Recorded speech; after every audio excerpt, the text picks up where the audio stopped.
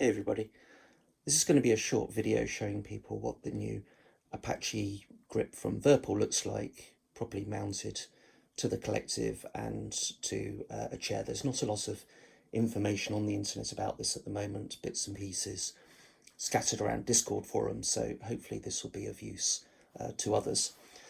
I've only recently got the grip myself. They're only just started shipping out, I think, to customers. In my case, I've got it mounted to the TCS Plus VIRPIL base.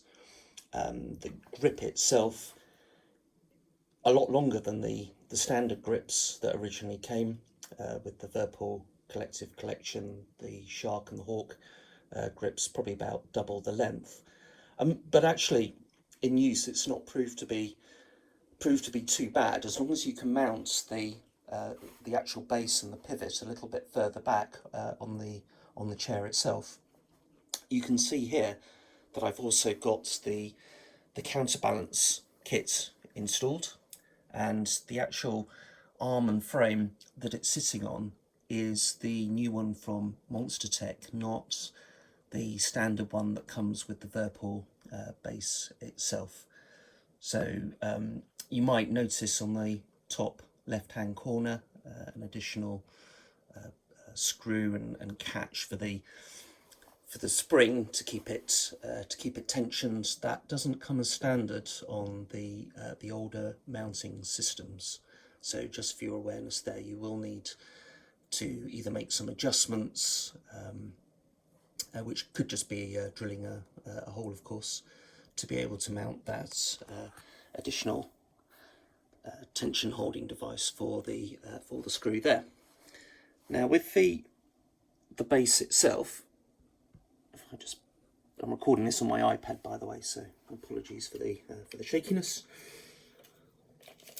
You're looking at, from the pivot point to the end of the grip itself, about 63 centimeters in total, and then you're going to need another 7 or 8 centimeters clearance behind it, possibly more, to not restrict the movement of the USB cable that has a bayonet connection that sits in at the back there.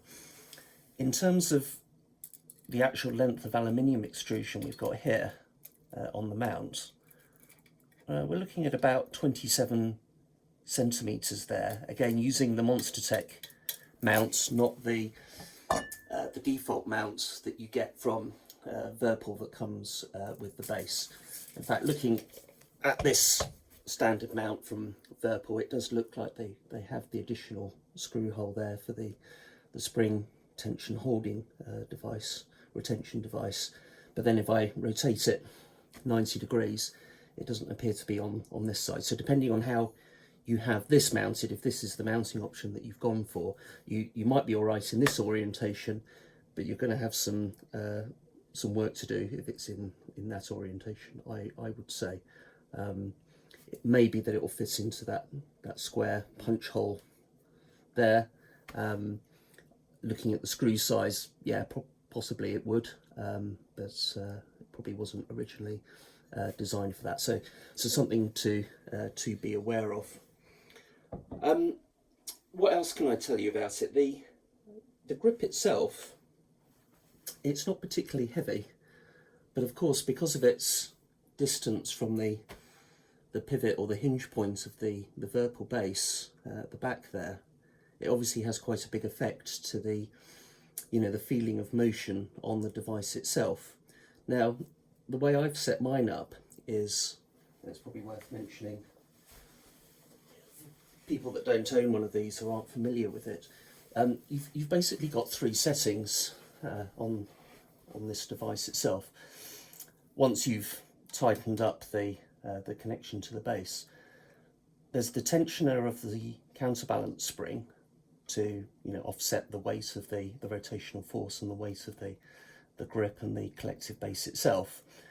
And then if you open up these cap holes here and here, there's an Allen key connection to friction or damper type system, a clutch clutch is probably more accurate than a damper, to give that sort of friction and feeling of weight to the device. So the way I've set mine up is initially I backed off the friction and the tension here and here on the collective base itself, and then set the tension on the spring so that the device can be, it would hold it, in position and wouldn't just, fall down under its own weight.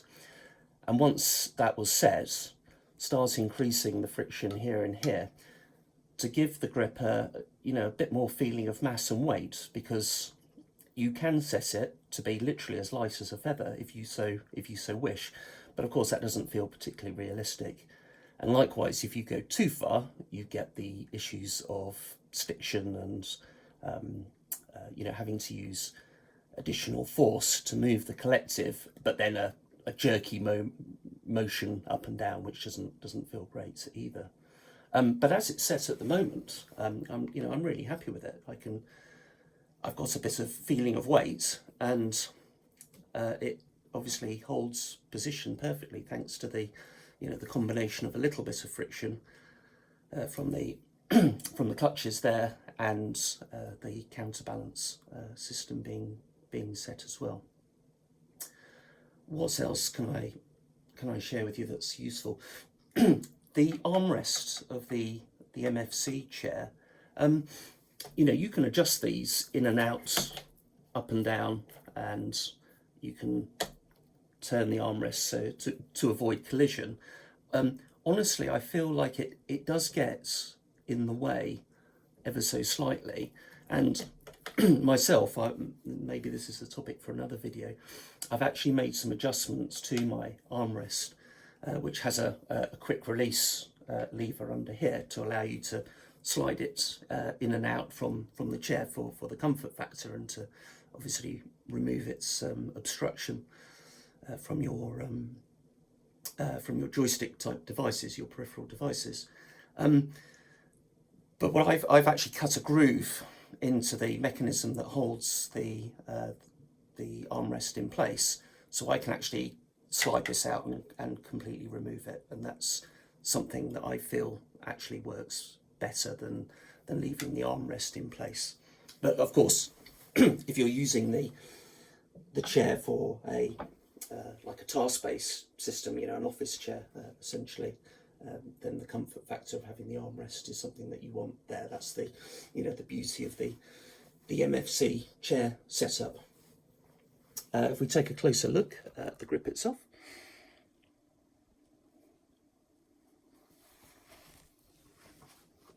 I've got the LEDs here set to obviously green, as you can see, but to their lowest sort of light intensity.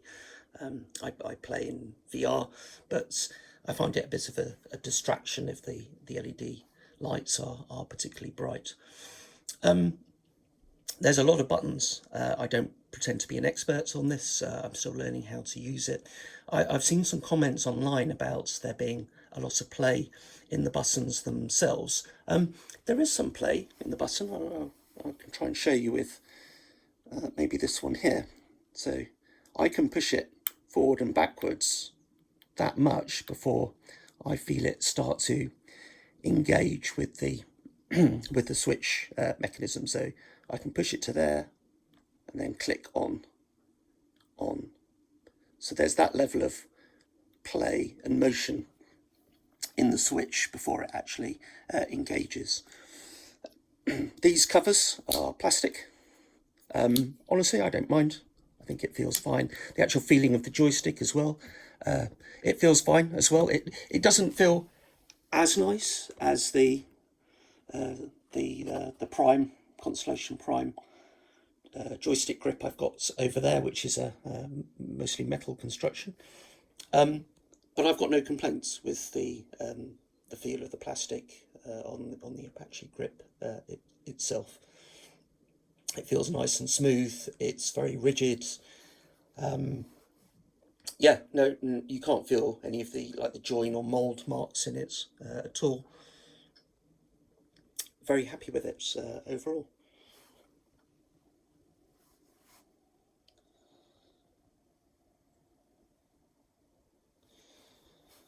And then lastly, just to remind people that the grip itself, just like the joystick, it's configured as part of the rotor base itself, so it doesn't appear as a separate configurable item. You have to select it as a grip on the VPC controls.